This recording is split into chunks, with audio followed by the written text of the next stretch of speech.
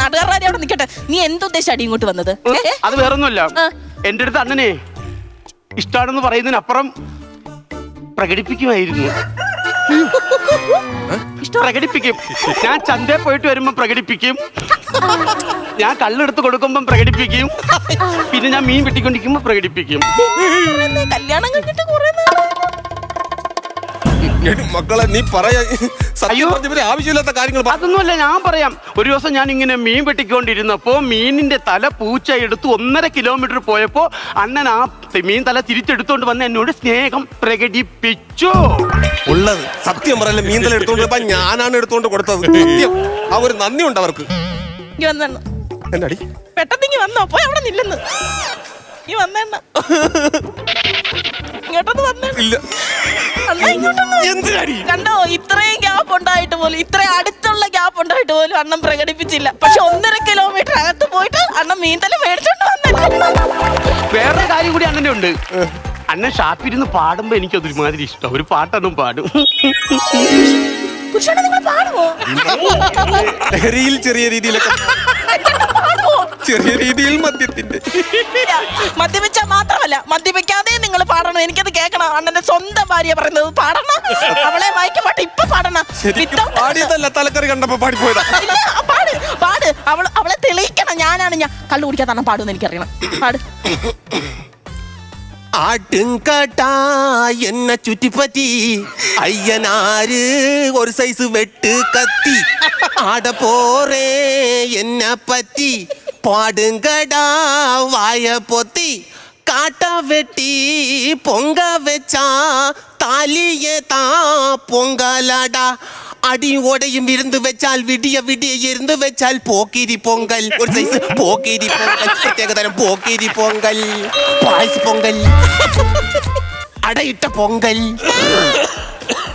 പഴയിട്ട പൊങ്കൽ അവിൽ തോനയിട്ട പൊങ്കൽ. ഒന്ന് നിർത്താമോ? ഒന്ന് നിർത്താമോ? തിളച്ചു വരയില്ല, അപ്പൊ അതുകൊണ്ടാണ്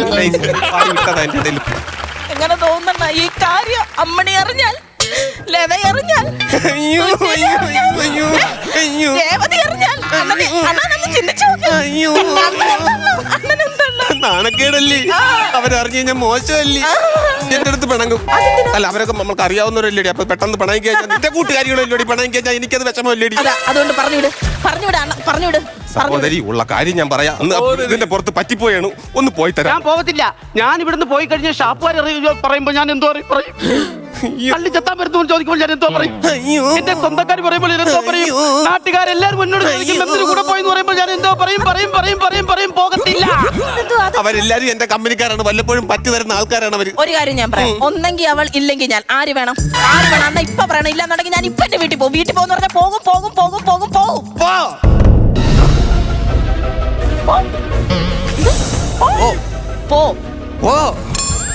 പോന്നാ നിങ്ങൾ പറഞ്ഞത്?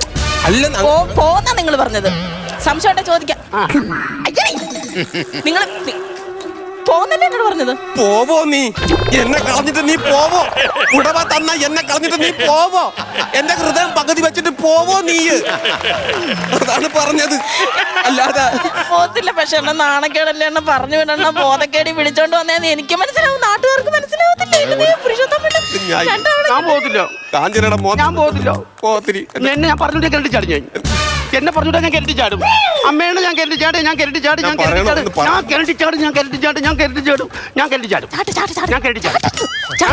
പറഞ്ഞാൽ ഞാൻ കരണ്ടി ചാടും.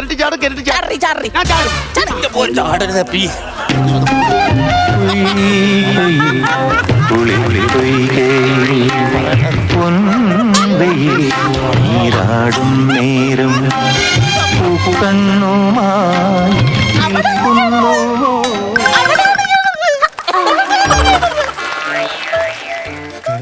കിണറ്റി ചാടി ആത്മഹത്യയെല്ലാം ചെയ്ത് കഴിഞ്ഞാൽ നമ്മളകത്താവൂലേ? അതാ അന്തസ്. അത് ഞാൻ വഹിച്ചോളാം. ചാറി